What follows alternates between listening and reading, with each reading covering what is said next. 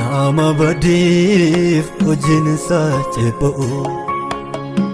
qisaas isaa qabeenya abbaa isaatii kan of laalee ofii of jibben ture mucaan ta'aa iyyaanneen garaatti garban ta'aa kanan buuse baasu saanuu sodaan eenyummaa koo laalee gaara abbaan koo mucaa koo naan jedhe araarri isaa balleessaa koo caalee nama badiif hojiin isaa cepha'u qisaas isaa qabeenya abbaa isaatii kan of laalee ofii of jibben ture mucaan ta'aa iyyaanneen garaatti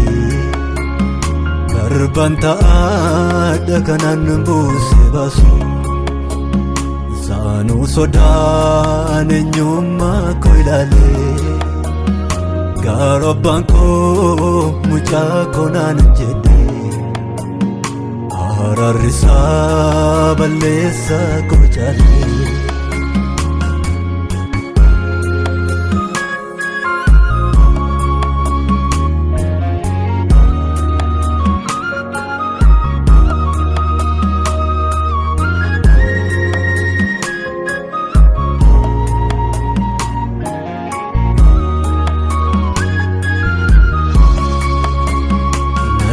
yaadadhaa kaleessa iddoon ture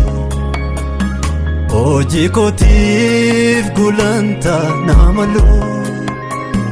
garba ta'ee na lagaaf hojjedha akka namaa tanumtoof ilaalu har'a taa'ee abbaa koo wajjini kan naaf ta'ee hundumaa yoo laalu qabeenya koo guddaa hubadheera abbummaa isaarra naaf homtuun caalu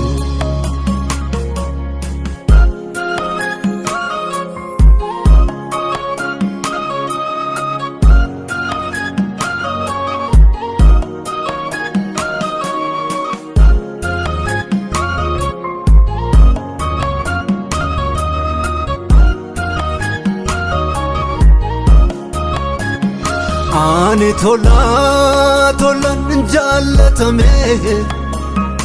ani tolaan kabajame naaf yakki koo tola anaaf dhiifame naaf jireenyi tola anaaf kenname nan carroome nan ayyaanome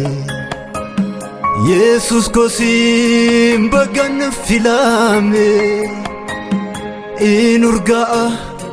kumbirra cala nanum boqodhani maqaa kee waame Yesus burqaan jireenya si wajjin jiraachuun gaadha ardiif samiin lolaan mancaatuyyuu si wajjiniin eessuu nagaadha si wajjineessiyyuu nagaadha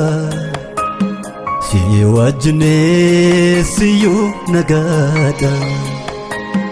si wajjineessiyyuu nagaadha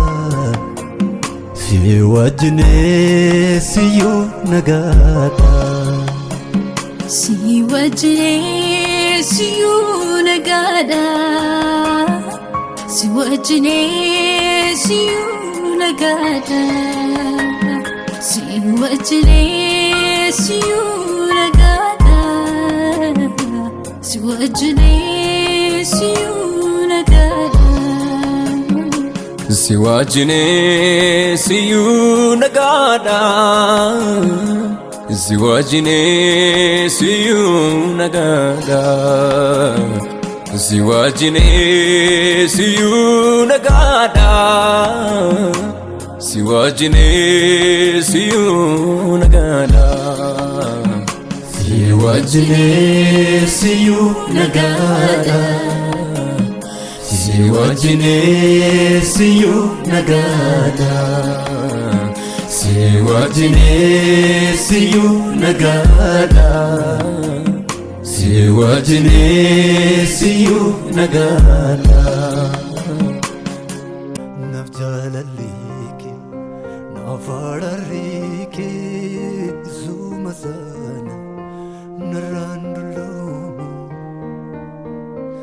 gaafan seeraa kee irra tarkaanfadhee utuu